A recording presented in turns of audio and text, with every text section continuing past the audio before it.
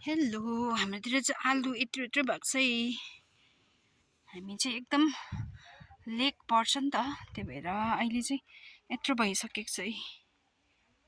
एकदम हाम्रोतिर चाहिँ पानीको कमी हुन्छ। हिजो अस्ति हालैमा 2-3 दिन अगाडि पानी परेको थियो, यस्तो दामी भइरहेको छ।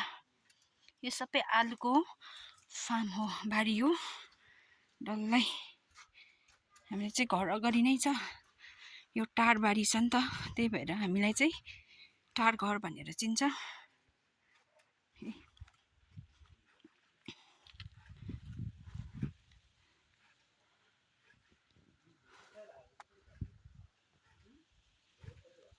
आलु यो मात्रै होइन, हाम्रो चाहिँ यो बिल्डिङ देख्दै गर्ने दादाको घर, माथिल्लोपट्टि पनि दादाको घर हो। यो चाहिँ सबै हाम्रो फ्यामिलीको पर देख्ने पनि दादाकै घर हो।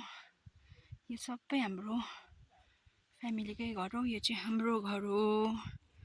यहाँ चाहिँ हाम्रो होमस्टे पनि छ। यस्तो चाहिँ हाम्रो चाहिँ आँगन अगाडि नै टक्कै आलुबारी छ। यो मात्रै होइन, अरू पनि छ हाम्रो बारीहरू, सबै आलु रोपेको छ। अहिले चाहिँ यस्तो भइरहेको छ।